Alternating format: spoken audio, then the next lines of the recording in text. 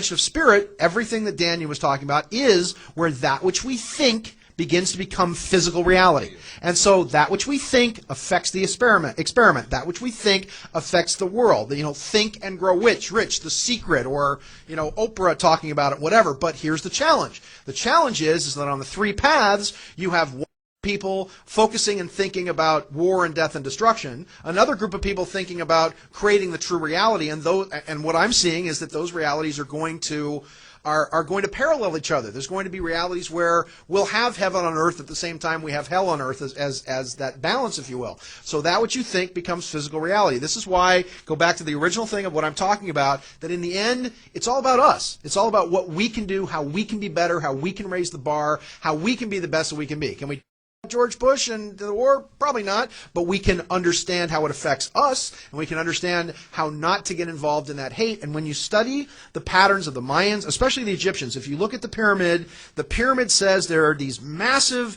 infusions of consciousness, that Christ comes in the clouds, quite literally changing the nature of the atmosphere, the nature of the planet, in a very elegant way, changing the nature of our own DNA, the essence of who and what we are. Therefore, when Christ comes, the Christos, God knowingness, comes in the clouds, if you will, whenever there is this massive opening of heart and spirit moving into the fifth dimension, where we can speak to animals, where we can see colors, where we can use X-ray vision to see into people's bodies medically, if you will, so that we can interpret dreams and talk to other realities. And, by the way, whether or not it's with remote viewing to see the future, because when you understand the past and that time is liquid and is quantum out of this side of the brain, and that the past, present, and future are all happening at once, you automatically psychic powers and psychic abilities. You automatically become more sensitive. That's why I've always said, you guys come to this, and in the old days, this used to be all fun and games. It was fun and games, and let's get a psychic reading and tarot cards and whatever else. Now, scrying and meditation and remote viewing, these are going, and remote healing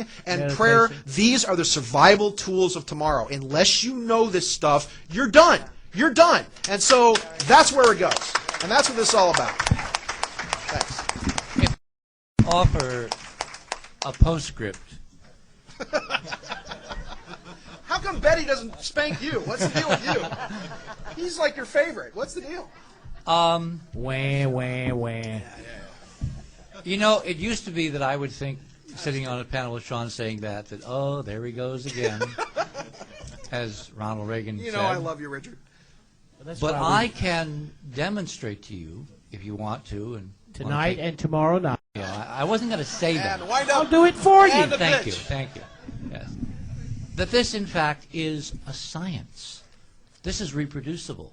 This is based on stunning decades of research that has been kept suppressed until the Soviet Union collapsed, and stunning pioneers like Kozyrev and Shipov and others. I have been able to measure it myself. Astrology actually works, and now I can show you a model for how it works, why these transits, but hell of a transit of Venus, again, of the sun in June of 2012. The one, right after the eclipse. Yeah. What was it's a really science, but it's also an art. Yeah, well, but see, there used to be this polarity between science and religion, or art and science. Now, in order for it to work, like we said politically, the left and right have to come together. Science and spiritualism have got to come back together to save the human species. Well, science is always climbing up the mountain, only to get to find the Dalai Lama serving tea. So that's the bottom line. Science is catching up to us, what's happening. If we do this right, if we create a real world 3D vehicle, think tank. Well, that's what I was saying, think tank. If we involve the best of you, and the best of all the others of you that are not here, but are available to us through this incredible network, this coast-to-coast channel that I still wonder in the middle of the night, why do we have this? In the midst of a desert, why do we have coast to communicate with each other? The reason is there has to be this balance between the dark and the light. In order for the game to be fair at a higher level, we've got to have a chance to win. And all we have to realize is that we have a chance to win, and then we use the tools that our expanding awareness, which is this torsion field, allow us to put. So yes, the 2012 nodal point I talk about, I don't know whether it's a sudden spike or a movement into a gradual curve where we get better and better and better at this.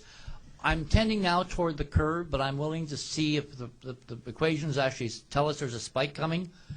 Either way, we win.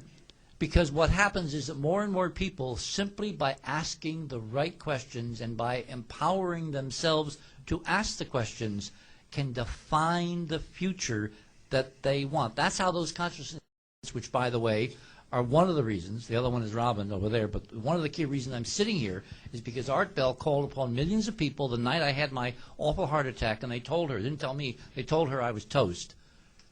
In those first few hours, enough minds got together coherently and said, not yet. No vacations yet. You're not done. What they did is they empowered Robin to take care of him. So that's what happened. Those Well, millions of minds and working through Robin took care of The same Richard. thing happened for me on Coast to Coast with Art Bell. What you're hearing? Yes. That's exactly. the same thing that say they gave me an 8% chance of survival. Art went on the air and turned to you, and it's recorded and documented. I was no way to survive it.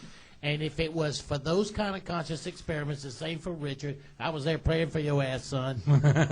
And me for you. And thank you so much. But this is what he's telling you guys is where we have to come to in this think tank. And that's why I want to end this on the positive note that be careful what you think. Yes. Because the physics says it will happen.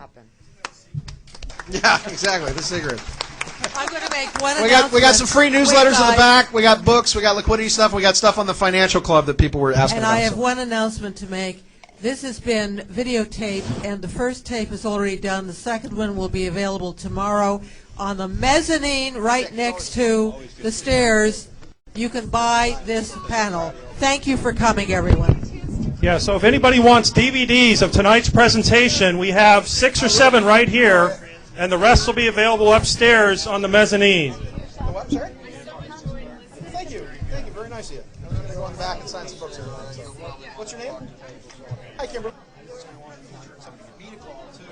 Say, look, I see this happening. Can we work on timing? I think this is going to happen. You'll get